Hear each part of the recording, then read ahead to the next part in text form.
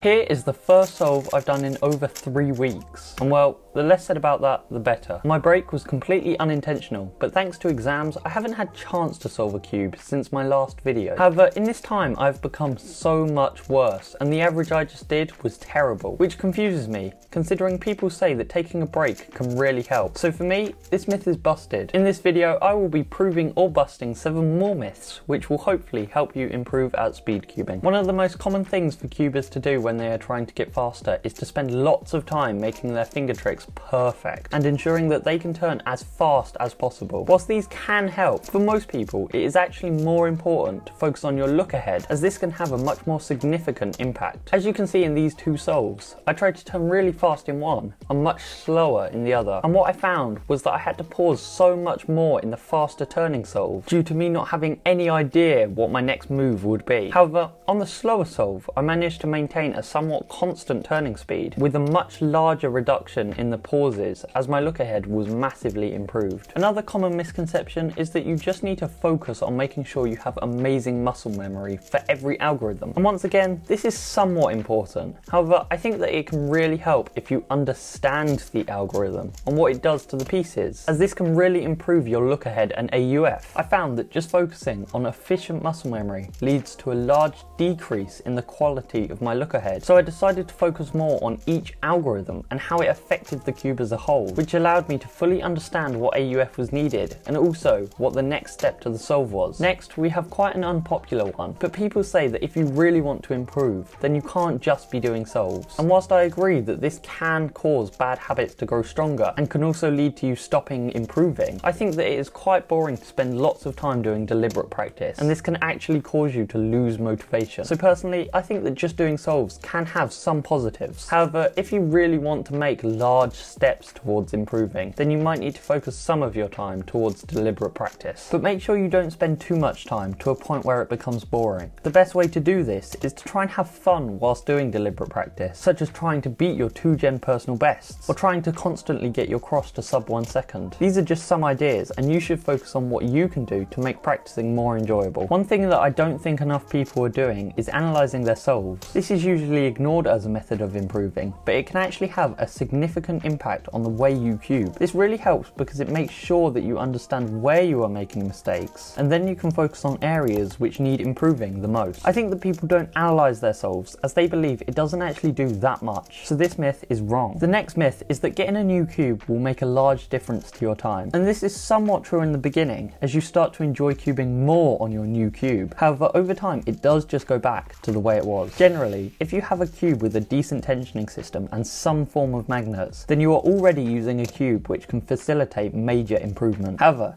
if you are using a cube like this or like this, then it is probably beneficial to get a speed cube, in which case I recommend going to speedcubing.org to get the best cubes for really great prices here in the UK. But if you already use a good cube, then improving to a more expensive one won't have that much of a difference. Number 6 is that lubing a cube will make a large difference to your times. And yes, it is somewhat correct. However, I've seen so many cubers who put way too much lube into their cube to a point where it actually has a negative impact on the turning. These cubes will become mushy and all round not very good. A lot of lube also causes a reduction in turn speed, which means that you will need to put in more effort to make a turn, and that can actually lead to you getting tired faster and therefore wanting to spend less time practicing. And finally, learn better algorithms. I've fallen into this trap as well, especially with my U-perms. However, when learning new algorithms, it is highly important to make sure that you learn the best one. A lot of people would prioritize learning the one which is easiest to learn. If you spend a little bit more time ensuring that you have the best algorithms, you can make sure that your solves are so much faster and more efficient.